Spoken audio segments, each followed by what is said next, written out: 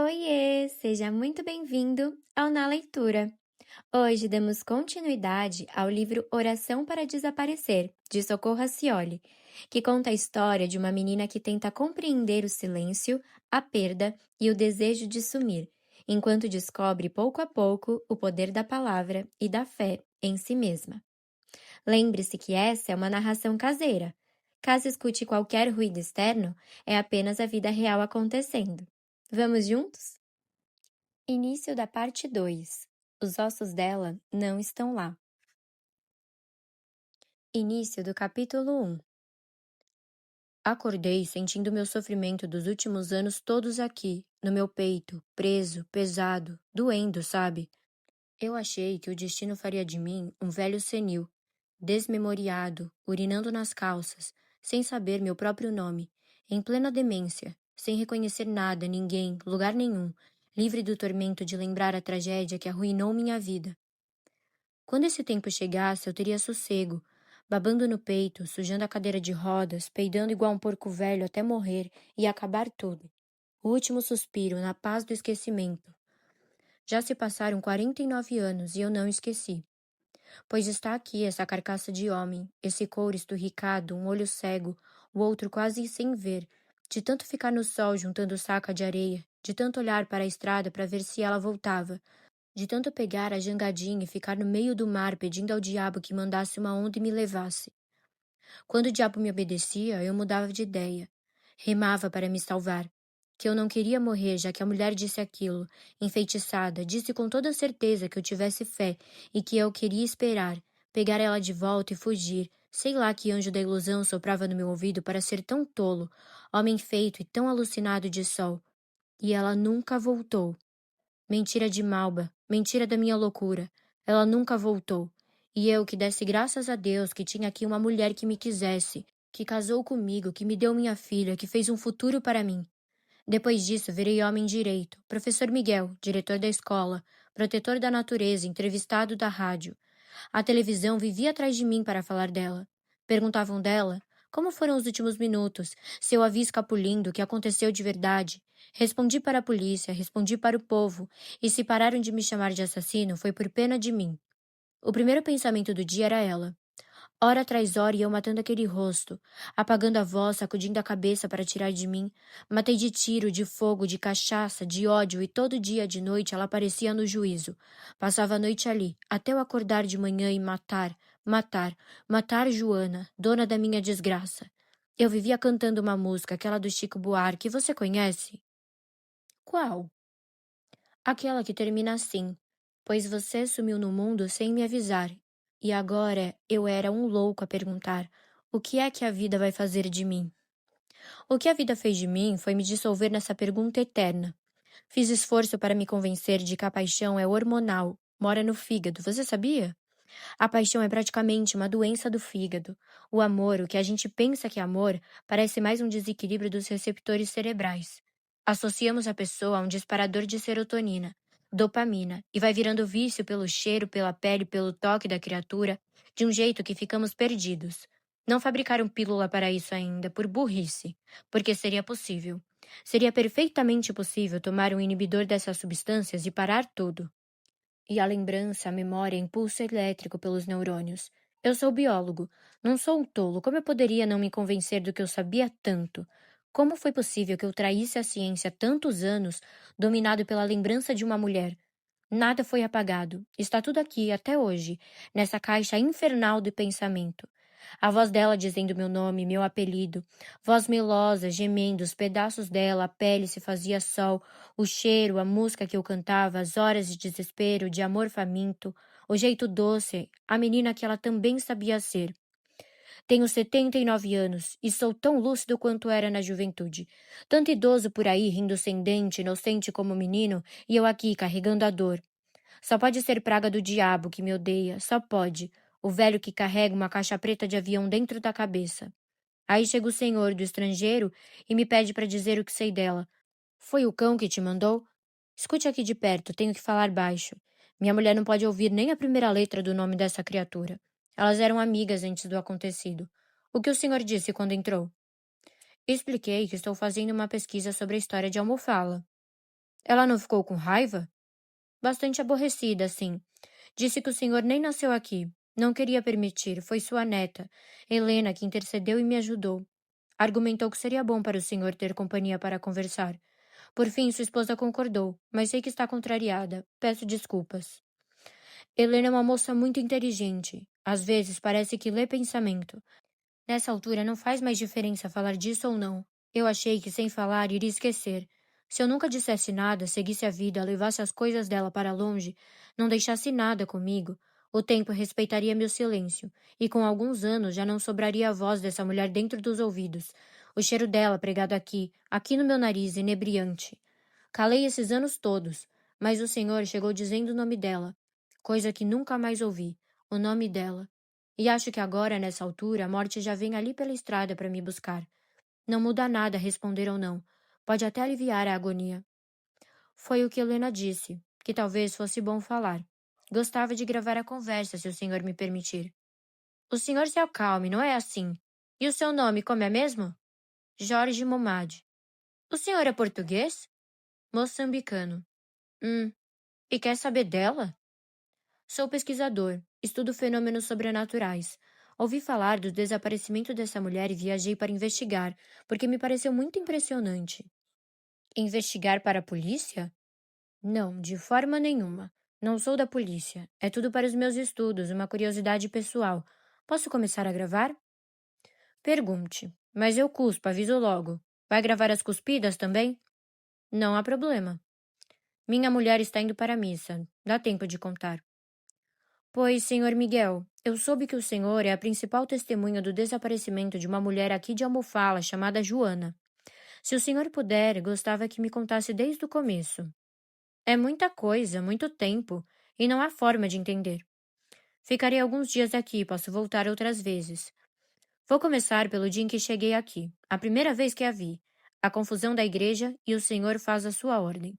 Está bem. Eu sou de Pernambuco e vim para Almofala a trabalho. Cheguei de noite, tudo às escuras, só casas de taipo e muito vento levantando areia.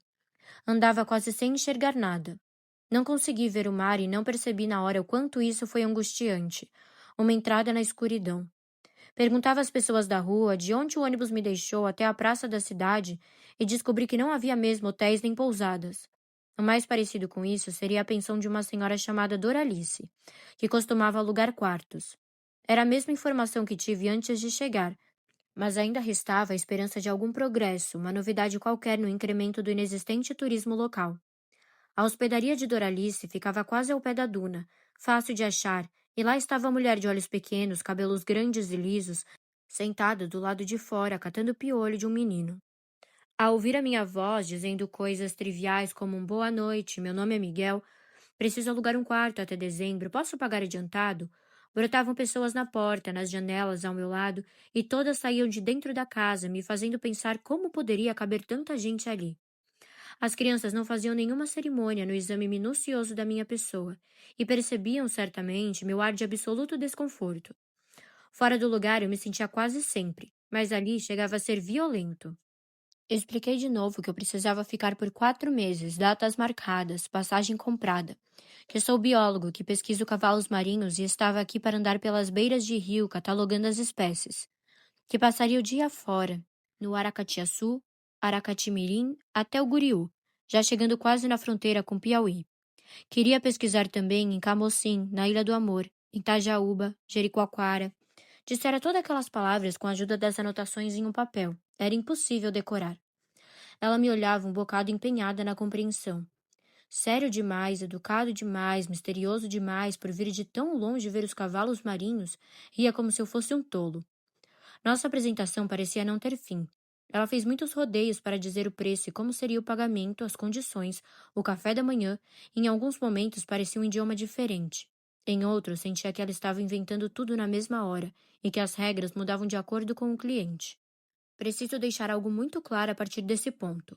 Para compreender qualquer coisa em Almofala, é preciso estar disposto a ouvir sempre duas explicações. A começar pelo nome da vila. Os historiadores contam que vem do árabe Almohala, lugar de passagem, nome trazido pelos portugueses, que aprenderam com os mouros. Para os Tremembés, vem da expressão alma fala. Afirmação e certeza, pois disso ninguém duvida. As almas falam. Sopra o vento leste e o vento terral, e os dois dizem muitas coisas. O senhor escuta? O quê? Algum recado do vento? Só o nome dela. Muitas vezes o nome de Joana. É dela que começarei a falar agora. Meu relógio marcava 6 da manhã em ponto quando despertei. Levantei-me para vestir minha roupa, ler um pouco, tentar conhecer a cidade mais tarde. Ouvi uma voz feminina e abri a porta. Havia uma moça do lado de fora do quarto, falando sozinha e olhando o espelho. Dei bom dia e ela gritou, como se visse um monstro. Sei que acordo feio, mas não mordo. Foi a única bobagem que me ocorreu dizer. Quando eu fico nervoso, é isso que acontece, falo besteiras. Fez efeito, pois ouvi sua risada pela primeira vez, ainda comedida. O som do seu riso escutei muitas vezes. Tenho gravado por dentro dos meus ouvidos. Ela vestia uma camisola azul, cabelos cacheados, enormes, desgrenhados por cima de um olhar infantil, o colar de búzios. Apresentou-se, disse que seu nome era Joana. Pediu desculpas, disse que já estava indo cuidar do café, não iria atrasar. Seu olhar para mim tinha a luz do inexplicável. Me fazia maior do que sou, parte de um plano do universo, de uma narrativa invisível da qual eu não teria forças para escapar. Sempre pareceu feitiço. Sempre fez-me sentir imenso e perdido em uma nova estrada. Lembro do cheiro daquele dia. Passei mais um tempo no quarto, tomei banho, fiz anotações. Cheguei tímido à mesa da cozinha, tudo estava pronto. Joana de cabelo molhado e vestido. Doralice pedindo desculpas atropeladas enquanto servia café, tapioca, queijo coalho, falando da casa, de quando foi construída e não continuou o assunto porque escutamos uma gritaria na rua. Era a igreja. Foi no dia da condenação da igreja de Nossa Senhora da Conceição de Almofala, sob trilhões e trilhões de grãos de areia. O processo já tinha começado havia um tempo. As pessoas tentavam tirar a areia de dia, mas naquela madrugada foi pior. Naquela manhã, para assombro de todos, o vento leste iniciava o enterro da igreja. A areia entrava pelas brechas das portas. O sopro não dava trégua, e ficou claro que seria impossível conter. Com aquela gritaria, tivemos que ir ver de perto o que estava acontecendo, e Joana foi comigo. Senhor Miguel, quantos anos Joana tinha à época? 22. Se fosse viva, ela teria 62 anos agora. O senhor não teria mesmo nenhuma foto de Joana do período em que a conheceu? Aos 22 anos? Não. Levaram tudo dela para ser queimado, não sobrou nada. O povo da aldeia não pronuncia o nome de Joana Camelo sem fazer o sinal da cruz, bater na madeira ou espumar de ódio.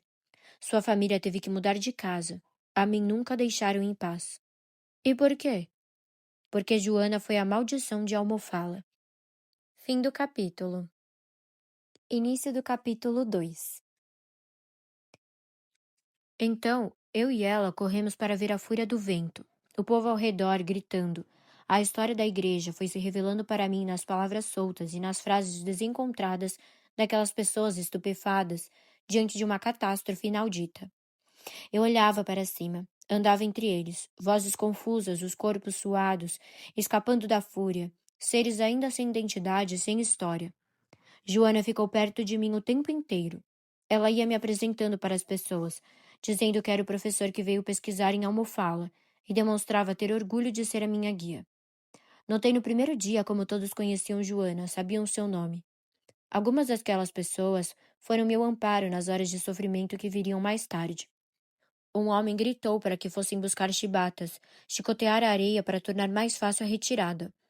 Não parecia que cederia com facilidade, mas o clamor coletivo era sensível a todo risco àquela altura. A partir daquele dia, não houve sossego. A qualquer hora do dia alguém estava lá, removendo, chicoteando. Mas o que estava acontecendo, afinal? Pouco tempo depois, a igreja ficou completamente soterrada sob a duna grandiosa no centro da cidade. Foi rápido, e começou no dia em que cheguei. A explicação científica está na direção e na força dos ventos na região, as dunas móveis. O vento leste sopra da praia para a aldeia, e foi ele quem movimentou a duna móvel que cobriu a igreja. O estudo dos ventos e da dinâmica de voo dos grãos de areia parecia suficiente para justificar o enterro da construção. Mas Joana me contou a outra versão, Vingança dos Encantados. Segundo o relato dela, a igreja foi presente da coroa portuguesa para os Tremembés, que já eram os donos daquela faixa de praia do Pará até o Rio Grande do Norte. As palavras saíam da sua boca para me enlaçar e eu nem sabia. Talvez sua segurança, sua energia, sua fala abrissem janelas no meu pensamento. Quando os portugueses chegaram aqui, ela continuou. Tiveram de lidar com os donos legítimos da terra e propuseram a troca em uma primeira negociação que parecia pacífica. Foram os Tremembés que acharam uma linda imagem de Nossa Senhora da Conceição na areia, como aconteceu tantas vezes em terra de ultramar. Era pintada a ouro e sob a luz do sol do meio-dia parecia uma chama de fogo, por isso a chamaram de labareda. A princípio, os Tremembés fizeram um lugar modesto para adorar a santa. Os portugueses reconheceram o valor da imagem, o ouro da pintura e pediram que a entregassem em troca de um presente. Uma igreja para os Tremembés construída por eles. Joana me contou que a coisa mais linda dessa construção foi saber que eles traziam os búzios da praia, pisavam em pilões e misturavam a cal. Chamavam de cal de mariscos. A igreja tem a alma do mar, ela dizia, e encostava o ouvido dizendo escutar as ondas por dentro das paredes, a força dos oceanos. A madeira e as pedras de construção vieram da Bahia, cortadas e talhadas pelas mãos de homens e mulheres escravizados nas terras de lá. Chegaram pelo rio Acaraú, por isso a construção foi demorada. Feita de búzios do mar de almofala, dinheiro português, madeira baiana, suor dos escravizados, trabalho dos Tremembés. Um acordo. Os Tremembés dançavam o torém, seu ritual sagrado diante da igreja. A promessa de paz e troca não foi cumprida e eles foram massacrados pelos portugueses. Fugiam pela mata para escapar da morte. Dizimados, os que ficaram resistiram como foi possível, seguem resistindo. Mataram parte da alma de todos nós, e por isso veio a vingança do enterro da igreja. Era essa a explicação de Joana? Sim, com segurança. Foram os encantados que cobriram a igreja, por vingança, sim. Porque depois resolveram descobrir, desenterrar, revelar, ninguém sabe. Mas lá estava naquele dia a areia inclemente, devorando a igreja, a aldeia em pânico, gente vindo de outros lugares. O vento em fúria levava os grãos da sua cauda e era impossível ficar na mesma direção sem sentir golpes no corpo. Tudo no dia da minha chegada. Tudo no dia em que Joana chegou para mim. Uma coisa imensa e irremediável começava a acontecer na minha vida sem que eu percebesse. Aos poucos eu a enxergava. Primeiro a boca, porque ela falava tanto que não se poderia ver outra coisa. Era uma flor de carne viva e me atraía a todo instante em que estávamos juntos. O que mais ela disse sobre o fenômeno nesse dia? Aquela igreja era o centro da sua vida. Só muito tempo depois eu entendi o motivo. Não consigo esquecer o que ela disse, sobre termos nós todos, brasileiros, uma parte da alma assassinada. Eu sentia um pedaço da minha própria alma morta também, até ser devolvida por ela. Parecia que todos esses anos antes do nosso encontro ela guardava algo que era meu e me devolveu quando nos encontramos. Descobri que seus olhos eram de um verde escondido, que só aparece perto do sol ou quando se está feliz. Quando chorava também clareava sob o lago de lágrimas. Foi a partir disso que minha vida perdeu a razoabilidade. Tudo parecia uma narrativa conduzida pela força dos sonhos. Meu corpo não era mais comandado pela minha vontade. Demorei a aceitar a chegada do amor, da força irracional que voou pelo ar, entrou por todos os poros e nunca mais saiu. Em biologia chamamos isso de simbiose. Agora a memória dela é meu epífito, minha orquídea viva nesta árvore antiga que me tornei. Quando falamos pela primeira vez sobre nossos sentimentos, Joana disse que era algo imenso dentro do coração. Tinha olhos clarividentes, sua alma sabia, apenas sabia. Ela sempre viveu entre dois mundos. O pensamento de Joana alcançava o eterno. Estar na sua presença era ao mesmo tempo uma experiência profundamente idílica e erótica. Em Macua, Joana seria chamada de Mutiana Oreira. O que é isso? Mulher bonita. Mulher mais que bonita. Joana é a mais bonita de todas. O senhor ainda ama essa mulher. Ainda amaria se a visse agora? E por que a raiva na sua voz? Você também ouviu coisas sobre ela? Não estou com raiva. Talvez só impressionado com um sentimento que dura tanto. Dura o tempo da tormenta. Eu rezei pela paz do esquecimento, mas Deus nunca me ouviu. Tentei o caminho da fé. Tenho pena de não ter nenhum retrato dela e de não poder ver mais seu rosto. Eu mostraria ao senhor como era bonita a Joana. Estou convencido de que é mesmo, Sr. Miguel, mas eu gostaria de voltar ao começo e saber como ocorreram as coisas até ela desaparecer. Vou contar tudo, mas deixe-me falar dela assim com calma. O senhor pediu para ouvir. Tenho educação de contar, pois deixe-me que fale do meu jeito, enquanto tenho tempo. É o que posso fazer por mim. De Joana me sobraram apenas as lembranças. Fim do capítulo. Início do capítulo 3. O senhor, sendo um biólogo, um homem da ciência, talvez tenha tido dificuldade em acreditar no fenômeno do soterramento como algo místico, eu imagino. Claro, vento e areia são forças concretas, mas ao mesmo tempo era impossível não me deixar impactar pelo que eu via acontecer. O alvoroço não parava porque a casa de Doralice ficava logo em frente. Virou ponto de parada dos visitantes, amigos e parentes que vinham das cidades vizinhas para ver de perto a igreja sendo enterrada. Joana aproveitou para organizar um tabuleiro de venda de torta de banana com café e não parava de correr entre a cozinha e a calçada. Meu quarto ficava mais ao fundo do terreno, mas nos dias em que eu ficava estudando os mapas, fazendo meu roteiro, bastava sair do quarto e em qualquer lugar que alguém pediria minha opinião. Eu era o professor que veio de fora. Imaginavam que eu trouxesse alguma sabedoria desconhecida. Mantive o olhar científico. A areia cobriu a igreja porque ela estava ali, pelo meio, é lógico, de frente para o poente, de costas para o nascente. Cobriria a vila toda se ela não concentrasse a duna em torno de si. Formou uma barreira, por isso confiavam na ideia de que a igreja salvou a todos. Tentei ao máximo não me impressionar com o clamor geral, aquela histeria, a narrativa mística tentando preencher as lacunas de um fenômeno que só o tempo iria explicar. Confesso que a confusão me distraiu. Cheguei cansado e pensar naquelas coisas me tirou completamente das preocupações reais da vida. Porém, não era possível adiar mais a minha programação. Eu precisava começar. O que era exatamente a sua pesquisa, Sr. Miguel? Minha ida ao Mofala tinha o objetivo de colaborar com o levantamento da diversidade do cavalo marinho Hippocampus reid, no Brasil. Era parte da minha pesquisa na universidade. Existem mais de 50 espécies de cavalos marinhos no mundo, mas aqui temos apenas 3, e o reid sofre ameaça de extinção. Meu grupo de pesquisa trabalhava no mapeamento dos comportamentos dos casais, na dinâmica populacional, preferências alimentares, dimensões, material genético e principalmente na análise do risco de extinção por ação do homem. Na China, por exemplo, vendem pó de cavalo marinho como remédio para estimular a ereção masculina.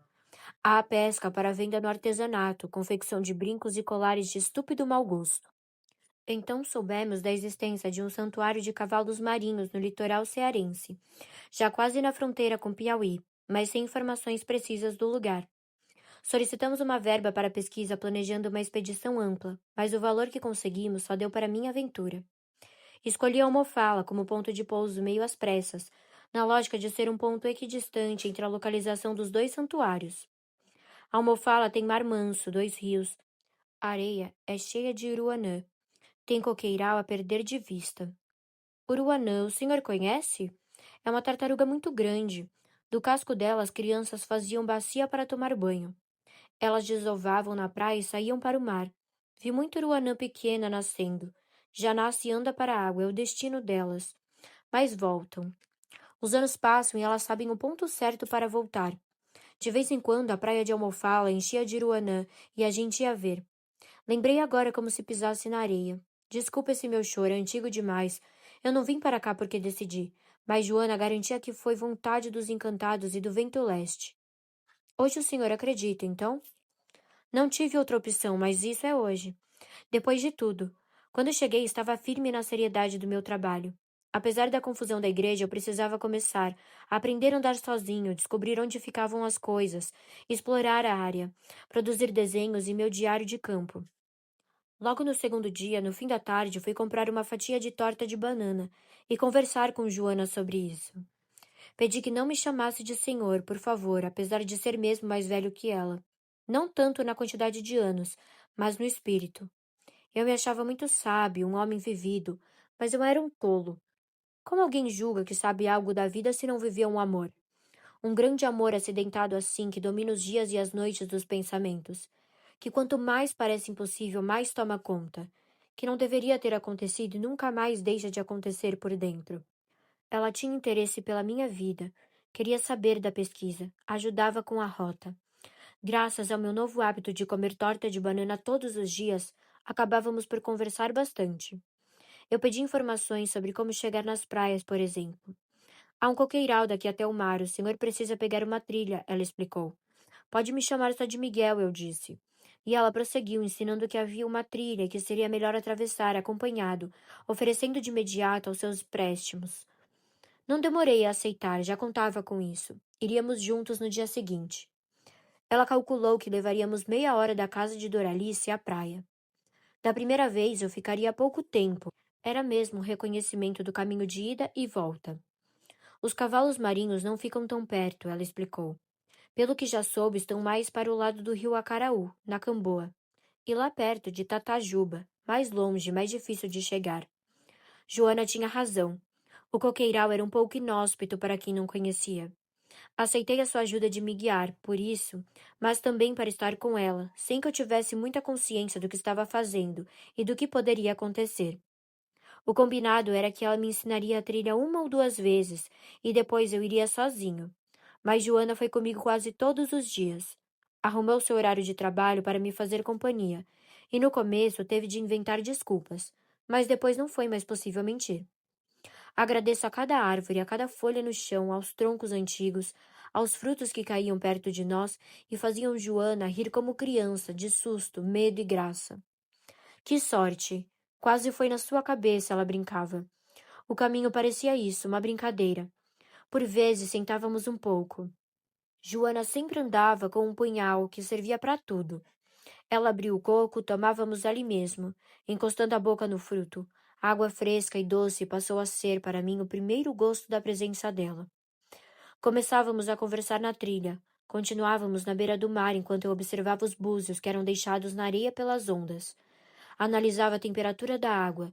Fazia fotografias de toda a praia para começar a construir o material de documentação. Como era o comportamento dela? Mais tímida, mais expansiva, calada. Tinha boa memória? Joana falava muito, impossível esquecer. Não faltava assunto nunca. Quando não estava falando sobre seus pensamentos, contava histórias das pessoas de Almofala. Eu não cansava de ouvir. Era excelente, sua memória não escapava nenhum detalhe. Ela poderia passar o dia inteiro narrando qualquer coisa, e eu estaria ao lado com os mesmos olhos atentos, porque foi assim que aos poucos eu me apaixonei, ouvindo suas histórias. Ela falava do passado, da família, da vida dela. Sim, contava o que sabia, mas sua infância tem um pedaço muito triste. Quando ela desapareceu, soube de mais coisas por causa de Dona Malba. Quem é essa senhora? Ainda é viva? Tem parentes? Ela é uma pajé Tremembé, muito respeitada e temida. A mãe de Joana, mas não de sangue. Ela a adotou quando tinha somente 18 anos de idade. Quando Joana sumiu, Malba tinha 40 anos. Então hoje deve ter 89. É uma história que tenho pena de lembrar. Isso eu confesso que não sei se consigo contar sem emoção, e talvez não seja bom, na minha idade, forçar o coração tanto assim. O senhor precisa descansar um pouco, então. Posso voltar amanhã. Posso chamá-lo de Jorge? Claro que sim. Pois fique, Jorge, não vá embora. É melhor para mim falar tudo de uma vez. Fim do capítulo. Início do capítulo 4. Por que o senhor escolheu os cavalos marinhos para sua pesquisa?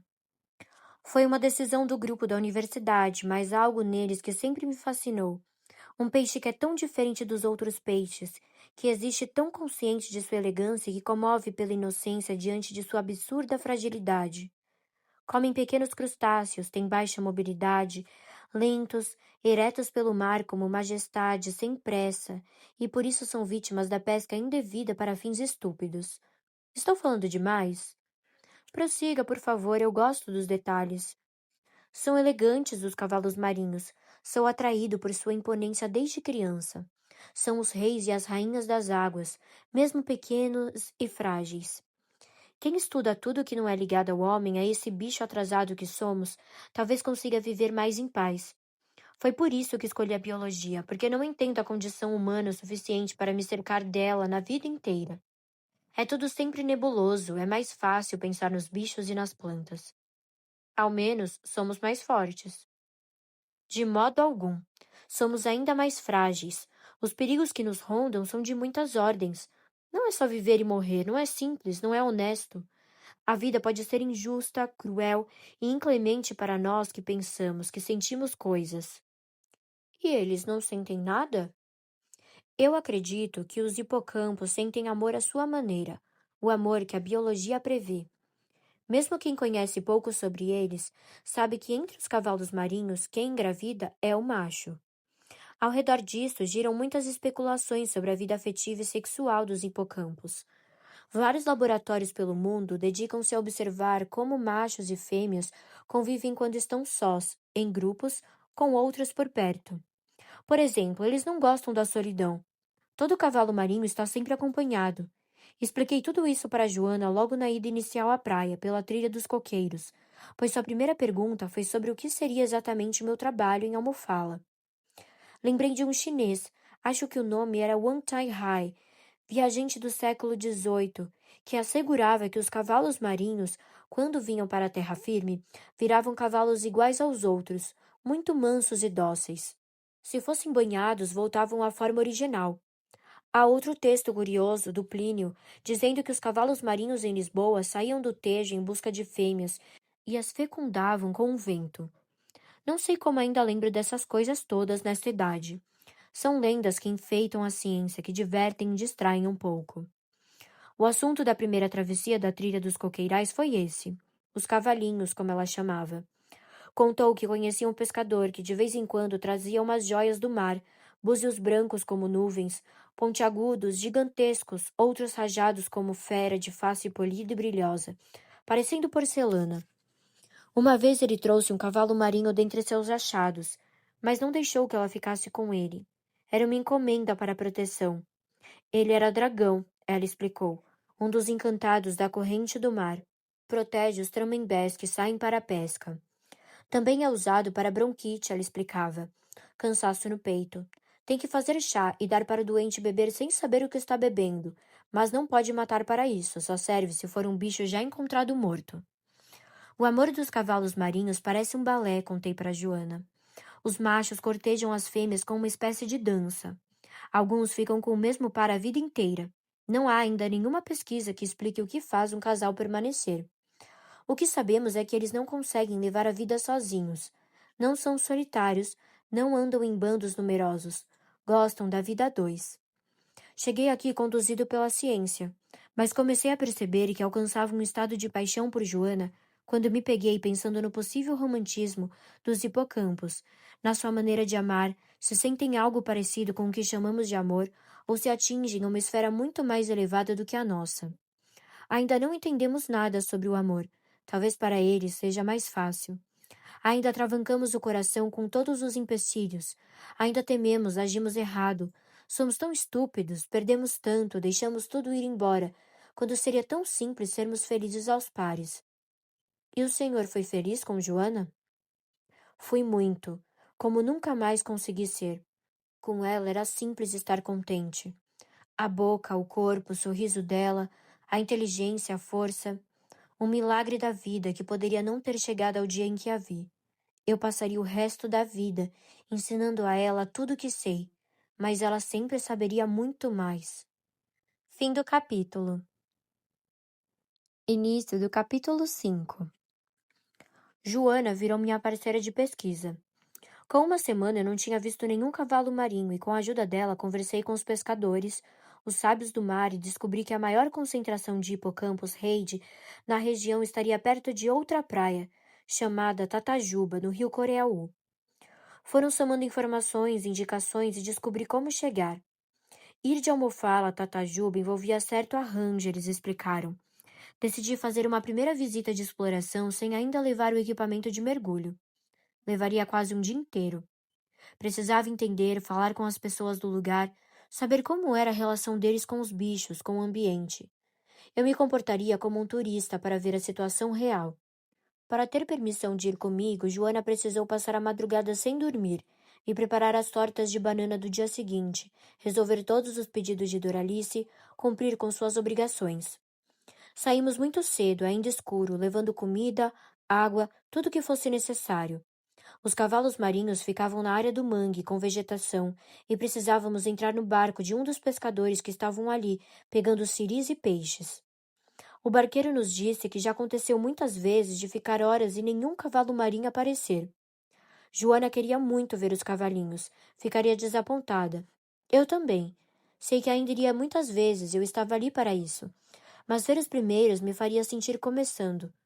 Aluguei a canoa por 3 horas. Devolveríamos depois e fomos devagar pela água. O barquinho movia-se lentamente, mas sei que mesmo assim isso os fazia se esconder. De qualquer maneira, por mais cuidadosos que fôssemos, nossa presença perturbava o que deveria ser o equilíbrio natural do ambiente deles. Creio que ficamos mais de 1 hora à espera sem sucesso. Joana decidiu sair do barco para nadar. Era fundo. O rapaz avisou, mas ela disse que nadava bem e seria só um pouco. Pulou na água de vestido. Nadou leve pela água e ficou parado em um ponto específico, sustentando o corpo com o movimento das pernas. Não demorou para que ela fizesse sinal com o braço e eu fui ao seu encontro. Estava emocionada e eu também. Havia ali um casal de cavalinhos. Ela imaginou que fosse um casal. Eu sabia pelo tamanho e detalhamento dos corpos. Que sorte! Eu deveria estar preocupado com a observação científica do ambiente, dos bichos, o horário, os modos. Mas quando Joana retornou ao barco, eu não poderia pensar em nada além dos seus olhos. E foi naquele dia, na volta para a vila, que começamos a nos aproximar. Nos beijamos sem que fosse preciso dizer nada, nenhum preâmbulo ou pedido. Ela veio para mim, aproximou o rosto e me beijou. Existirmos no mesmo tempo era suficiente para que, a partir dali, a vida ganhasse outro sentido. Como era sua vida, Sr. Miguel, antes de conhecer Joana? Era solteira e estava decidida a ficar assim por um tempo. Tive algumas namoradas em Recife, um encontro aqui, outro ali, quando acontecesse, mas não queria saber de paixão. Estava convencido de que isso só atrapalhava a vida. Mas continuando, quando chegou a hora de devolver o barco, o pescador perguntou se eu não queria ir até a praia de Tatajuba ver a vila enterrada. A vila enterrada? Do que se trata? Em Tatajuba, o vento cobriu tudo e nunca desenterrou. Joana concordou, é claro. Já conhecia, mas queria ver de novo. Tinha ido quando criança. Na verdade, Tatajuba era só o areal de uma praia bonita. Aqui e ali era possível ver um pedaço de telhado, a alvenaria de alguma casa. Andávamos subindo os morros. Estava muito quente e achei que fosse desmaiar. Joana percebeu. Ali tem um lugar que vende água de coco. Parecia miragem, uma casa de taipa com uma mulher na janela. Sozinha, sem mais ninguém ou nada ao redor. Juntava os cocos e vendia para quem quisesse. Por sorte, eu levava dinheiro e pude me sentar um pouco. Perguntei sobre Tatajuba, e ela disse que era criança, quando o soterramento começou. Narrava quase como se rezasse. Eu ainda tinha dificuldades com o sotaque e não entendi tudo, até porque ela falava rápido e para dentro. Apontava para o nada e anunciava. Ali era a casa do meu pai, ali a escolinha, ali a igreja, ali o posto de saúde onde tem aquela árvore. Era a casa da minha avó. Ela tá lá dentro ainda, não quis sair. Morreu. Ali é a bodega do meu tio. Todo mundo era parente em Tatajuba. Esse caminho todinho aqui, até lá, era um riozinho que passava até o mar. Passava barco por aqui e um teimoso entalou ali na frente. Tá vendo aquela duna? É um barco embaixo, eu tenho aqui as fotos. A parede interna da palhoça era coberta de fotografias desbotadas pelo sol e pela maresia. Deu pena. Tive vontade de ajudar, fotografar de novo, providenciar umas cópias. Era um tesouro da vida dela. Vimos as casas, a Tatajuba viva. Ela posicionava os quadros para explicar onde ficava cada coisa. Joana estava estupefada com tudo, mas a coisa que mais chamou a atenção foi a foto do barco. Todo branco, com um nome bem grande em letras azuis. Coração do Mar. Dizem que quem chega perto escuta uma música de amor, a mulher contou. Eles acham que as almas ainda estão por lá, tentando ver se de madrugada conseguem botar o barco de novo no mar para tentar terminar a viagem. O dono morreu de desgosto porque não fez o que prometeu à mulher. E o que foi? Esse homem era doido de amor por ela. O sonho dela era ir para o alto mar, cruzar o oceano, voltar para a terra deles. Era um barco grande e, de tanto teimar, ficaram presos no rio bem no tempo da tempestade de areia. E eles eram de onde? Ela não sabia dizer, só contavam que eram do estrangeiro. Só esse casal, o barco azul e branco, uma estrela do mar desenhada. Joana não conhecia essa história. Teve medo e fascínio, mas pediu para ir embora. Eu também estava bem cansado. Ela foi calada, chegou triste a almofá-la. Na hora do jantar, como sempre, contou a história para quem estava por lá. O engraçado é ter estado com ela e ver que sua forma de contar as coisas melhora a realidade. Havia sempre algo que ela via e que eu não tinha notado. Por exemplo, a pena que ela teve do casal que não pôde realizar o sonho de ir embora. Tentei consolar, dizendo que seria difícil singrar o Atlântico com uma embarcação pequena, e ela respondeu que o amor é maior que o mar inteiro. Senhor Miguel, imagino que estejas muito cansado. Já andamos nessa conversa faz tempo. Estou sim, Jorge. Já está anoitecendo e eu gosto de dormir cedo. Posso voltar amanhã? Tenho só mais 2 perguntas. Quais são? A primeira é sobre a vida de Joana. Tudo que o senhor sabe sobre ela, a família, a infância. Talvez amanhã, mais descansado, eu consiga falar. E a outra pergunta? Como ela desapareceu? O que aconteceu de fato? Eu não sei, Jorge. Ninguém sabe. Não tenho essa resposta. Mas o senhor deve se lembrar da última vez em que ela foi vista. Quais as circunstâncias do desaparecimento? O que fizeram com ela? Isso sim, eu sei. Mas como sumiu, por quê, para onde, ninguém sabe. Que horas posso voltar amanhã? Bem cedo, 7 da manhã. Não venha à minha casa, vamos marcar na praça, nos bancos do lado da sombra. Estarei lá. Boa noite, muito obrigado. Ainda não sei se devo agradecer ou amaldiçoar seu nome, Jorge. Vai depender dos sonhos dessa noite. Passei todos esses anos sonhando com Joana. Quando não sonho, acordo triste. Minha única chance de estar com ela de novo é no segredo da noite. Fim do capítulo. Início do capítulo 6. Foi melhor conversarmos aqui, porque minha mulher está desconfiando de que o seu assunto não é sobre a história de Almofala. Já me perguntou, fiquei calado. Não suporto mentir e para ela não adianta. Precisei vir conferir minha pressão, não estou muito bem e ela sabe. Notou que chorei de noite, que tive um sono inquieto e acho que dá para perceber que estou sonhando com Joana. Prefiro não aborrecê-la, e essa será a nossa última conversa. Pode refazer aquelas suas últimas perguntas. São 2. Quero saber, Sr. Miguel, quem é Joana? Sua família, sua vida, tudo o que puder me explicar. Por que o passado dela lhe interessa? Porque pode haver alguma chave para entender o desaparecimento. Há coisas que não se sabe bem, nem ela mesma sabia. Joana foi abandonada ainda bebê, com menos de 2 meses, dentro da igreja. Ainda viram a mulher, sua mãe, mas quando notaram a criança, ela tinha sumido. Ninguém sabe se é alguém de Almofala ou de fora. Essa mãe nunca mais apareceu. Não há pista. Deixou a bichinha toda enrolada em um pano dormindo aos pés da santa. Foi um alvoroço na vila. Primeiro correram para tentar encontrar a mulher, mas a única pessoa que a viu disse que ela conseguiu fugir atravessando o cemitério. Enquanto discutiam o que fazer, chegou Dona Malba, a jovem pajé dos Tremembés, e disse que ela tinha sido avisada que deveria buscar a criança e cuidar dela.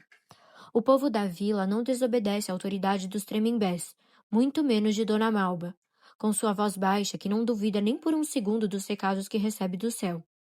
Joana foi criada por ela, na sua casa de cura, que fica um pouco afastada daqui, perto da lagoa. Foi lá que ela aprendeu tudo e foi se transformando nessa criatura tão querida e temida em Almofala. Por que temida? Porque Joana via os mortos, dava recados às pessoas de quem partiu. Desde pequena tinha visões e Dona Malba cuidava de sua educação espiritual para que servisse e aprendesse as rezas. As orações secretas foram todas ensinadas a ela. Só quem sabia era Dona Malba e Joana. Tinham medo dela por vários motivos. E quais? Não fui o único homem apaixonado por Joana nesta vila. A minha história é a mais emblemática porque fiquei aqui, esperando o desenterro da igreja, fiquei por ela, por sua memória. Nunca consegui ir embora. Dizem que fui enfeitiçado e talvez tenha sido. E esses outros homens? Nunca perguntei a ela. Tudo que soube veio depois. Há a situação de um homem casado que quase enlouqueceu. A cidade soube, a esposa soube e ele teve que ir embora daqui. São muitas coisas para uma mulher só. Sim, Joana era um enigma. Uma criatura intensa que não poderia ter um fim que não fosse como foi. Um encantamento misterioso que nunca foi decifrado. Então era órfã. Completamente. Não sabia nada de sua origem e isso a fazia sofrer. De vez em quando chorava. Às vezes virava uma menina insegura nos meus braços. Os olhos mudavam e eu tinha muita vontade de proteger, de cuidar dela, de salvá-la, mas não fui capaz. O namoro de vocês foi explícito em algum ponto? Todos souberam, principalmente depois do sumiço, porque me desesperei. Mas o tempo passou e eu refiz minha vida. Casei com Teresa, tive uma filha, uma neta, e o nome de Joana é proibido lá em casa. Um dia Helena me perguntou e eu contei. É só com ela que de vez em quando eu converso. Ela gosta dos Tremembés, dança o torém com eles quando tem festa diante da igreja, e tem fascínio pela memória de Joana. Sua mulher não gosta. Não, mas ela teve que colocar esse limite para que tivéssemos uma vida de casal. Ela a conhecia, e no fundo sabe que eu não poderia esquecer. Viu meu choro, meu sofrimento. Há algo a dizer ainda. Não era possível passar por Joana sem ser tocado de alguma maneira. Com ódio, amor, atração, o que fosse. E pena. Ela não permitia. Não relembrava ninguém sobre sua história. Para mim, sim, ela contou o sentimento de abandono, chorou muitas vezes. E me contou que Dona Malba disse que órfãos costumam ser preparados para grandes missões. Aprendem desde cedo que há muita fortaleza na solidão. É triste, senhor Miguel. Ela tinha um lado triste, sim, mas disfarçava. Era trabalhadora, estudou, terminou o colégio e ficou trabalhando com Doralice na hospedaria. Fazia comida, faxina, resolvia o que fosse preciso. Joana nadava muito bem. Muitas vezes ficamos na praia de noite, de dia cedinho, e ela parecia uma sereia do além-mar. Ia para longe, eu perdia de vista. Nadávamos no rio também. Ficávamos muito tempo no barco para ver os cavalinhos. Em tudo, por tudo, ela foi um talismã para mim. O que sei sobre a alegria, aprendi com Joana. Tenho uma segunda pergunta. Gostava que fôssemos mais diretos no que preciso de saber. Vou pegar uma cerveja, não gosto de falar disso, preciso beber para aguentar. É só hoje. Fim do capítulo. Início do capítulo 7. Pois bem, a segunda pergunta é sobre o desaparecimento. Sim, tudo que o senhor souber.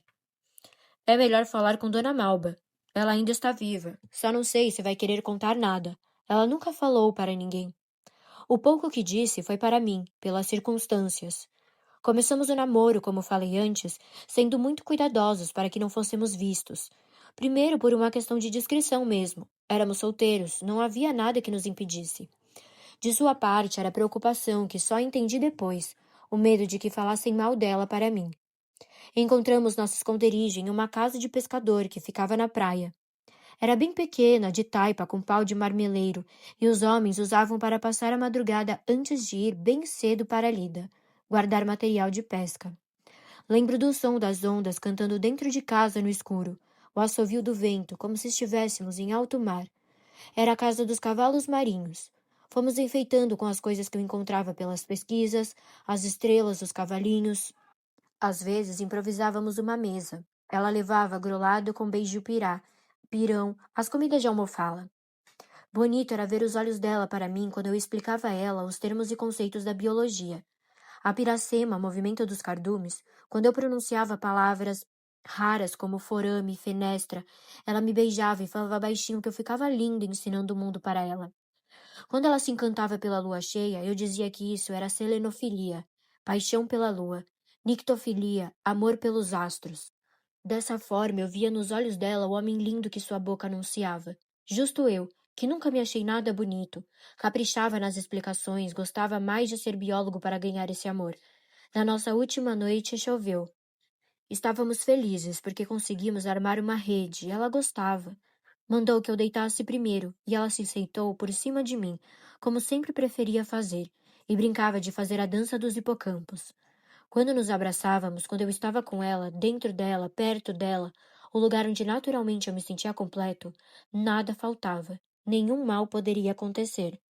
Não é necessário chegar a tantos detalhes, senhor Miguel. Eu só preciso realmente saber como ela desapareceu. Quem era ela? O senhor chegou na minha casa, vindo lá do quinto dos infernos, me perguntando sobre Joana, agora quer me ensinar a contar a história? Sendo assim, eu paro. Senhor Miguel, por favor, me conte. E me desculpe, mas me diz como ela desapareceu. Falo do jeito que quiser. Tenho a impressão de que o senhor se irrita quando conto detalhes de homem e mulher. Qual é o problema? O senhor é padre, pastor, é o quê? Vai ficar ou vai embora? Ficou? Então escute. Estou aqui para escutar. Aquela foi nossa última noite juntos, por isso preciso falar. Nós conversamos sobre a vida, falamos da situação da igreja, que já estava quase toda tomada pela areia. Havia um boato de que os padres de Fortaleza e Acaraú estariam aqui em Almofala muito cedo para resolver o que fazer da igrejinha. E Joana estava preocupada, porque disseram que eles viriam buscar as imagens. E o que ela tem a ver com as imagens? Não percebo a ligação, me desculpe. A Nossa Senhora da Conceição foi encontrada na praia pelos Tremimbés, e Joana defendia que pertencia a eles, a labareda. Isso o senhor entendeu? Pois. Os encantados para os Tremimbés estão no céu, na terra, na água e no ar. O fogo é um encantado poderoso. O pajé que encontrou a labareda era antepassado de Dona Malba, e o fato de Joana ter sido deixada a seus pés justificava mais ainda sua veneração. Todos os dias ela ia até a santa e falava com ela. Rezava a seu modo. Se a igreja estivesse fechada por algum motivo, ela entrava pelo telhado para fazer sua oração. Muitas vezes viu espíritos lá dentro, de tremembés, de padres portugueses e sabia de coisas que nós nunca soubemos. Nunca mais entrei lá. Não tenho coragem. Nas celebrações sempre fiquei do lado de fora. Nosso casamento foi realizado em outra igreja de Itarema, porque eu não quis voltar lá. Pela importância da labareda para os tremembés e pelo boato de que a santa seria retirada de lá, correndo o risco de nunca mais voltar, Joana estava apreensiva.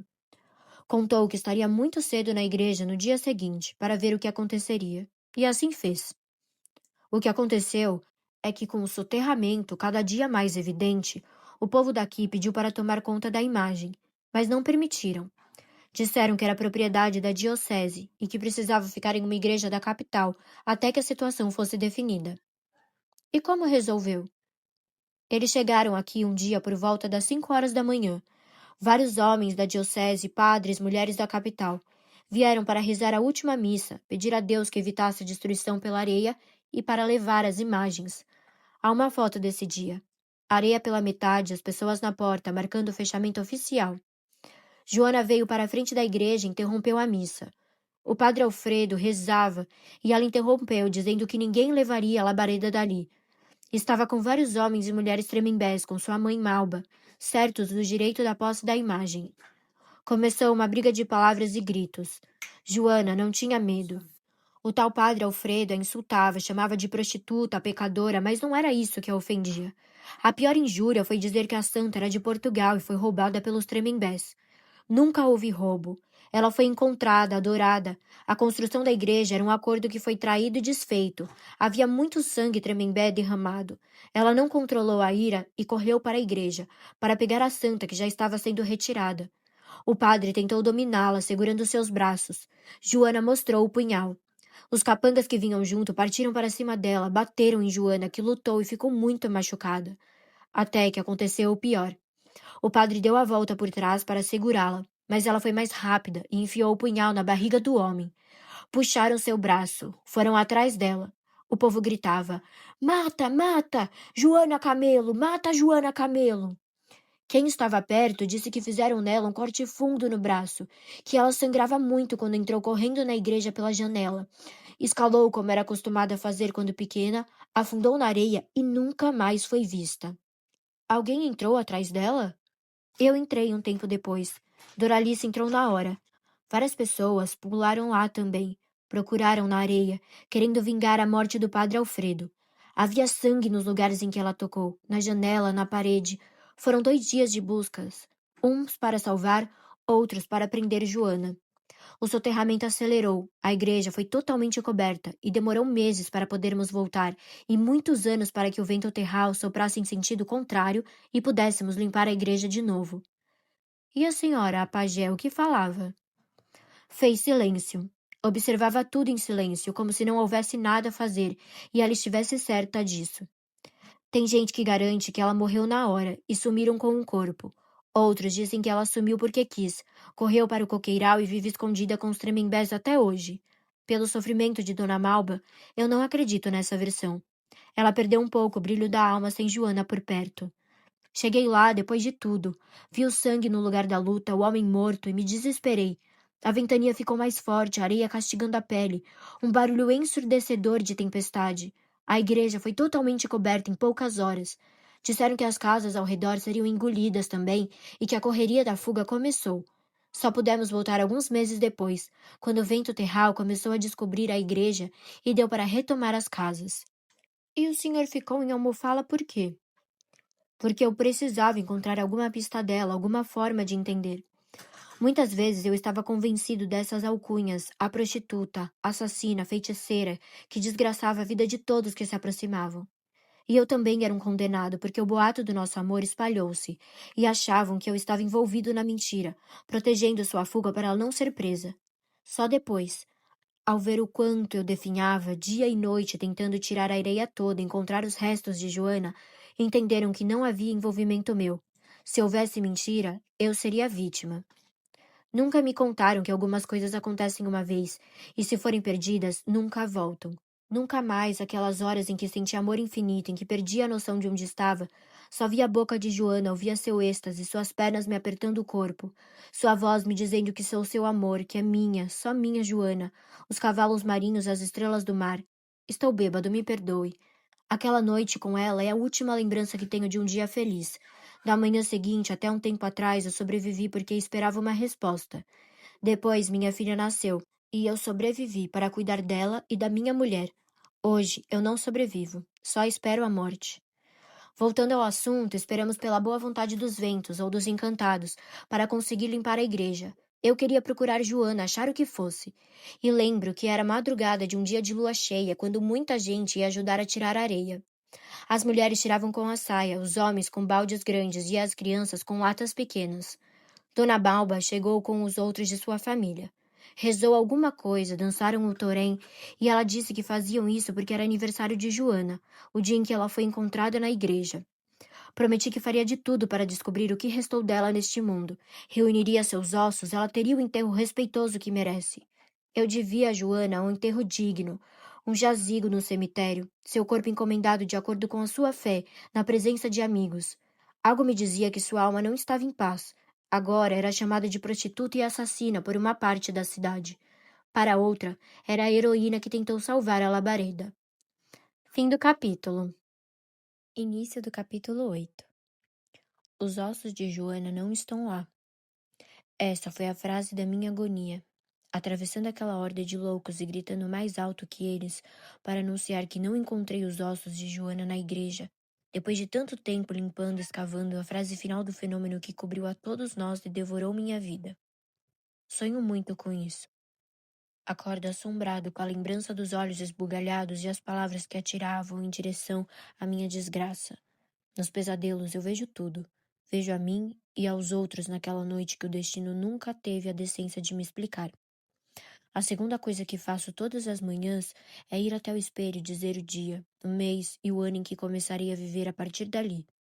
Aprendi com Joana quando acordei perto dela pela primeira vez, e ela falou com um espelhinho pequeno de moldura laranja.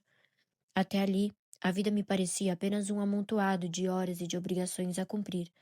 O sentido de existir estava nas coisas que a razão compreende. O que estivesse além dessa fronteira seria secundário, delirante e idiota, principalmente o amor, cuja versão lancinante eu desconhecia. Falava de amor como um ignorante. Sabia dos pequenos amores, das coisas que a razão decide e projeta, plantinha miúda, sem caule forte, que persiste pelas convenções e não pela imposição compulsória do sentimento. O que eu sabia sobre a paixão era nada. Decidir por estar ou não estar, permanecer ou sair, sempre era ponderação racional, algo controlável em um gráfico ou uma tabela. Na companhia de Joana, a vida passou a ser a transformadora oportunidade de tocar os segredos do mundo, sem ordem ou acordo. Apenas a vida em mim, felicidade sem esforços, apenas por estar com Joana em qualquer circunstância. Tudo estava nela, e a sua alma de redemoinho me desorientou. A primeira coisa que faço todas as manhãs, antes de dizer o dia, é pensar em Joana. Penso nela quando acordo, quando durmo e no intervalo entre uma coisa e outra. A segunda é olhar meu rosto no espelho, localizar minha dor no tempo e lamentar. Lembrei do pesadelo e nele eu me vejo. Aprendi a acreditar nesta cena que se repetiu tantas vezes na minha cabeça. Eu, muito mais alto do que a maioria, de cabelos e barbas desgrenhados, coberto de areia dentro dos ouvidos, nos buracos dos dentes, nas narinas, nos cílios e nos olhos, lacrimejando desesperado. Calculo que cerca de 100 pessoas, um pouco mais, amontoavam-se ao meu redor e impediam a minha passagem. Todos esperavam pela cena nefasta da minha saída de dentro da igreja enterrada, segurando a caixa plástica com o que tivesse sobrado da mulher que eu amei, que ainda amo. O senhor ama uma lembrança. Eu amo uma mulher que nunca saiu da minha carne.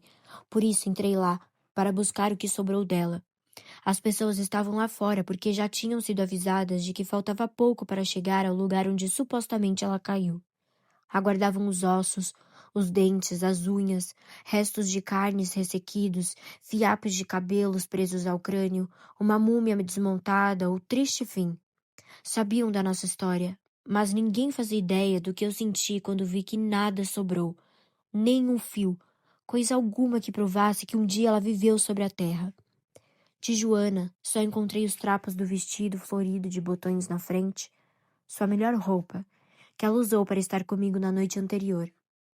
Estavam lá também restos da calcinha e do sutiã, o par de chinelas e a bolsa pequena contendo farelos da carteira de identidade, tudo carcomido. Mais nada. Uma vez eu disse o quanto gostava dos seus cabelos presos com grampos, deixando o rosto mais à mostra, desenhando uma moldura de cachos.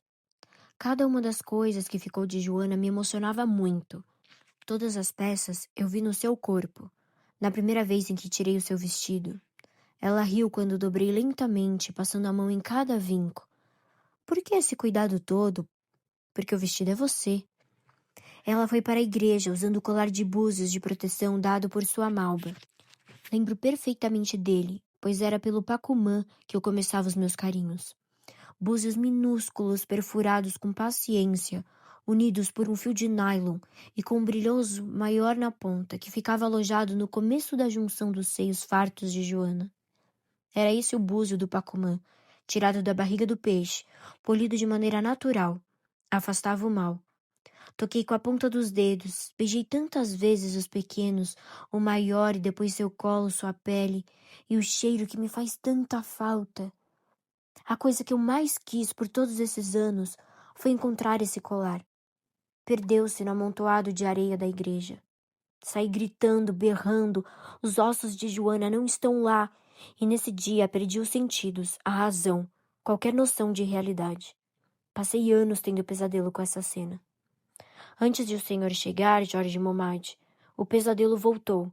Mesma cena. Mas desta vez trouxe algo diferente no fim.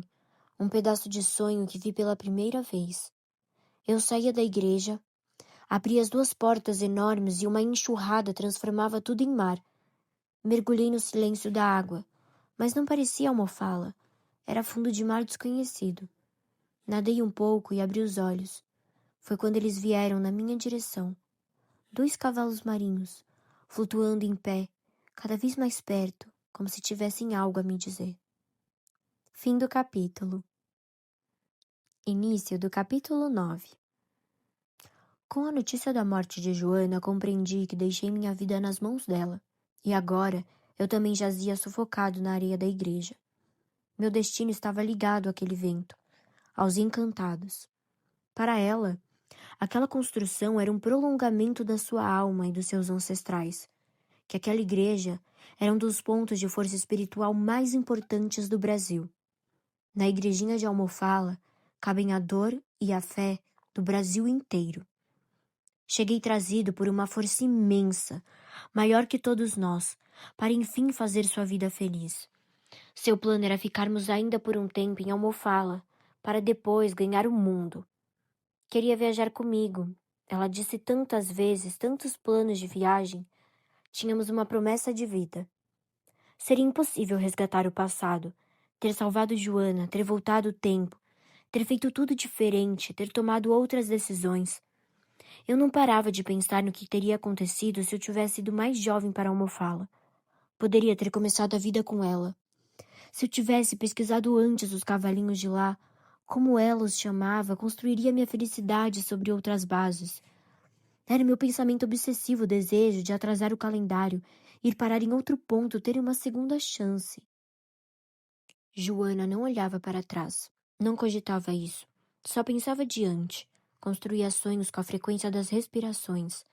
Misturava a realidade com suas quimeras e tinha planos para o resto das nossas vidas.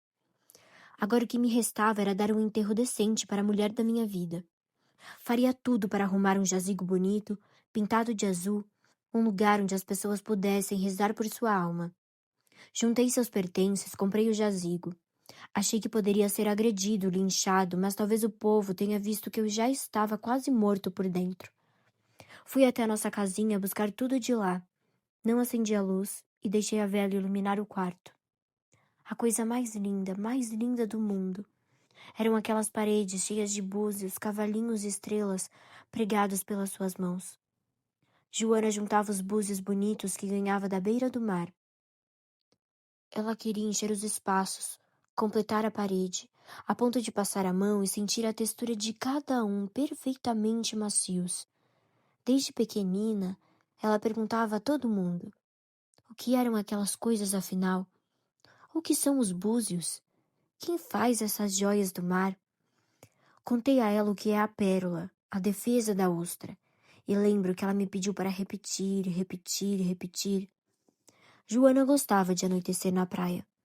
Chegava às 5 em ponto, trazendo algo para guardar as conchas, e ficava até surgir a primeira estrela. É a hora mais bonita, ela falava. 6 horas da tarde era a hora aberta dos Tremembés, quando todos os pedidos são atendidos. Ela ficava triste nesse horário, e quando eu estava com ela, cantava uma música, João e Maria. Passei a cantar em todos os nossos encontros. A mania de catar búzios começou quando ela era muito pequena. Achava que eram presentes do mar, presentes do seu pai, de quem ela nunca soube o nome, mas sempre imaginou que fora embora pela água. O mar devolve as coisas. Um dia ele voltaria.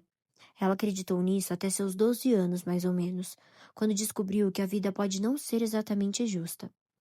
Depois começou a entender que Iemanjá era um dos encantados do mar e que mandava os búzios como um presente de mãe. As pessoas lembravam das suas frases, das suas manias, das histórias. Por isso a frente da igreja ficou lotada quando souberam do desenterro. Chegavam chorando como se fosse o primeiro minuto da notícia. Ela estava quase ali, entre eles. Antes de entrar, deixei acertado com a funerária a compra do melhor caixão e o local do cemitério. Expliquei que pretendia reunir os seus restos mortais encontrados na igreja com algumas coisas que fossem importantes, que representassem a forma como Joana percorreu a vida nesses poucos anos. Gostaria de dispor tudo em um caixão e fazer um sepultamento com lápide, com missa. Ela merecia essa despedida, para que sua alma ficasse em paz. Eu sentia, sempre senti que ela estava inquieta.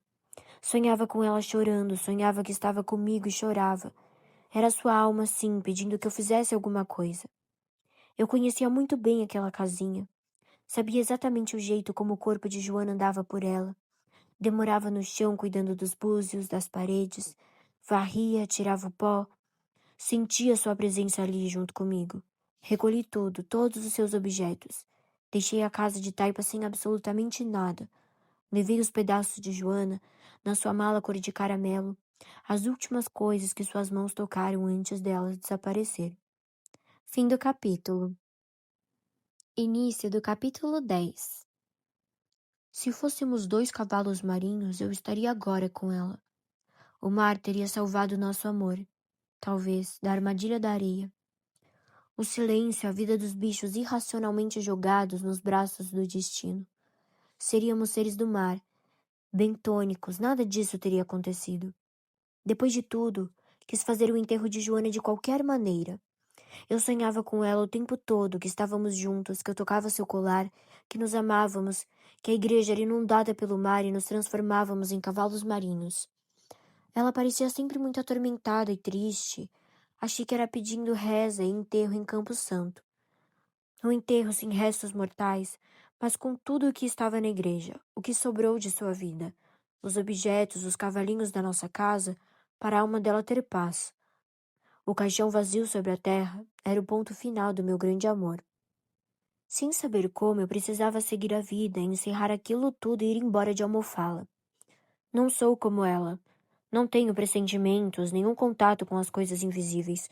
Nasci sem a sorte de acreditar que algo muito maior que nossos pensamentos comanda o mundo e desfaz crenças impossíveis.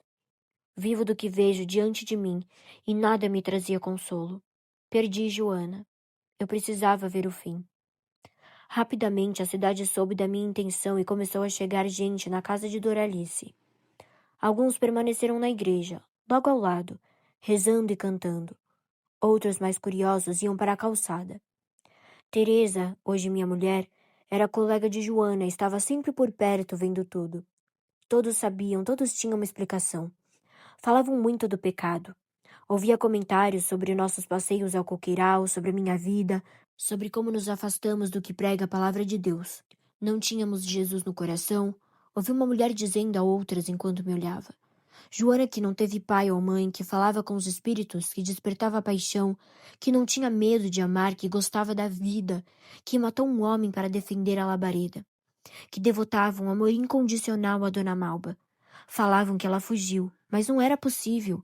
Não havia nenhuma condição. Doralice nunca me condenou, nunca disse uma palavra de julgamento. No dia seguinte, a funerária chegou com um caixão e os funcionários desinformados perguntaram pelo corpo. Pedi que apenas deixassem em cima da mesa e eu cuidaria do resto. Não entenderam. Portanto, não aceitaram o comando até que eu dissesse claramente que não havia corpo nenhum. Doralice ofereceu café e eles ficaram um pouco por lá, ouvindo a história, o evento da semana em Almofala, o enterro sem corpo. Doralice cuidou de lavar as roupas que ela deixou e perfumar com colônia. Joana gostava de perfumes suaves, usava pouco. Quando peguei novamente o vestido em mãos, lavado e com tecido rígido de goma, foi como estar de novo com ela. Guardaria para sempre a lembrança dos abraços em silêncio e do seu sorriso. Estiquei o vestido no caixão, arrumei suas sandálias, enchi de flores miúdas. No lugar do seu coração, pousei 2 cavalos marinhos, eu e ela. Lembrei do dia em que expliquei que o Hippocampus Reid precisa viver em par, e ela me disse que é porque eles sabem que sem olhar alguém que se ama é impossível ser feliz. Obviamente duvidei. Hoje não mais. Bastou sua existência para que eu tenha vivido esse sentimento. O amor é do domínio de um campo inalcançável. Só quem sentiu a alegria infinita de ganhar um grande amor e o desespero incontrolável de perdê-lo é capaz de saber do que eu estou falando. O Hippocampus Reid não vive com o seu par por nenhum motivo além da alegria de estar perto. Pousar o casal de cavalos marinhos foi meu último gesto antes de fechar o caixão. Seus outros objetos já estavam na mala. Doralice pediu para ficar apenas com a receita da torta de banana, anotada com sua letra no papel. Eu levaria tudo comigo. Quando saí do quarto sustentando o caixão leve, pensei se a alma de Joana poderia estar ali comigo, conosco, vendo o próprio enterro. Doralice segurou uma das alças e suas amigas tomaram as outras 2. Fomos andando primeiro em direção à igreja que a tragou, que ela tanto amava. Sem combinar verbalmente, demos uma volta ao redor da construção. As mulheres cantavam, algumas choravam e mais gente acompanhava. Parei diante da porta. Tudo ainda muito deteriorado. Não era possível entrar pelo risco de desabamento ainda maior. A umidade destruiu quase tudo. Demos a volta e eu balbuciava o meu adeus a ela. Logo depois eu planejava ir embora para sempre. Era sim uma fuga. Estar perto de Almofala seria uma dor insuportável. E mesmo assim ficou. Fiquei. Teresa cuidou de mim na condição de amiga. Não tinha forças para ir. Depois nos envolvemos, casamos, mas ela sempre soube de tudo. Doralice falou dela no cortejo, que deixaria viva sua memória. Faria torta de banana, cantaria suas músicas preferidas, tomaria banho de mar mergulhando às 7 ondas, lembraria de suas graças, rezaria na missa e dançaria o torém dos Tremembés. Depois da volta ao redor da igreja, seguimos para o cemitério, que ficava bem perto. Quanto mais passos, mais gente. O coveiro já estava à espera. Alguém avisou. Chegou a hora do fim, mas não pude cumprir meu último ritual. Fui impedido na porta do cemitério. Dona Malba estava lá, ela e outros tremembés, esperando por mim. Bastou uma frase sua olhando nos meus olhos para que eu parasse a marcha. Você não pode enterrar uma mulher sem corpo. O cacique estava com ela. Explicou que Joana gostaria de ser enterrada segundo os ritos tremembés, mas eles não tinham autorização dos encantados para fazer isso. Nenhuma explicação a mais. Não durou 5 minutos a nossa conversa, e como tudo já parecia mesmo uma grande loucura, não hesitei em obedecer, porque isso seria o que Joana me pediria para fazer.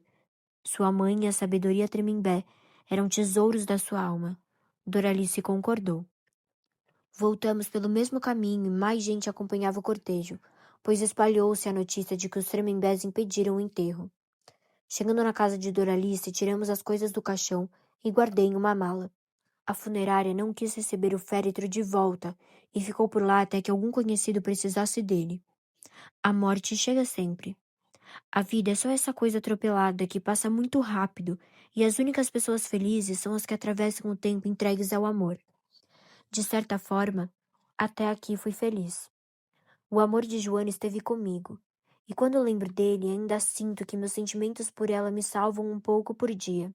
Se a morte for mesmo uma mínima esperança de reencontro, se eu tiver uma segunda oportunidade de estar perto dela, de mergulhar nos seus olhos, eu me jogarei no abismo. Aprendi com os olhos de Joana. É isso, Jorge. É o que eu tenho a dizer. O ressentimento às vezes toma conta de mim.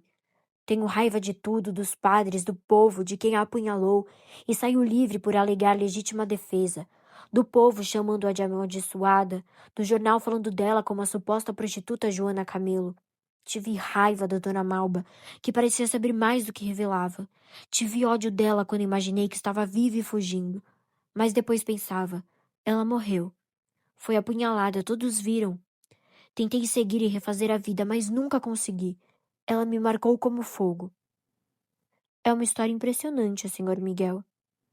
Não imaginei que você choraria, Jorge, mas preciso dizer uma coisa. Na véspera da sua chegada, por causa do sonho que tive, a alegria de Joana apareceu aqui para mim, como se fosse vento, como se fosse sua alma. Ainda não consigo acreditar em espíritos, mas se for isso, se for a alma de Joana chegando perto, se eu tiver uma segunda chance de vê-la, sou capaz de tudo. O que o senhor sentiu exatamente antes da minha chegada? Jorge, vou dizer a você uma coisa que nunca contei a ninguém. Depois da cena do enterro, na mesma noite, eu procurei Dona Malba. Pedi para falar com ela a sós. Chorei por muito tempo antes de dizer alguma coisa. Antes de perguntar o que ela sabia de Joana, o que ela poderia me dizer para acalmar meu coração. Permaneci em silêncio. Mudei a pergunta. Quis saber por que eu não poderia fazer o meu ritual de enterro, cumprir a promessa de deixar sua memória em Campo Santo. E o que ela me disse deixou em mim uma esperança que alimentei por muitos anos, depois esqueci. Achei que a verdade sobre seu desaparecimento fosse outra, que ela tivesse tomado um rumo por proteção. Naqueles anos de desespero nada importava, só estar com ela de novo. Entendi que a vida precisava seguir. Teresa estava ali, eu tinha uma vida a seguir. Joana morreu. Não tinha por que acreditar em outra versão só por causa de uma frase de Dona Malba. E qual foi a frase de Dona Malba? Você não pode enterrar uma mulher que está viva. Fim do capítulo. Fim da segunda parte do livro chamada Os Ossos Dela Não Estão Lá. Se você está gostando, lembre-se de se inscrever no canal para acompanhar os próximos capítulos. Beijos!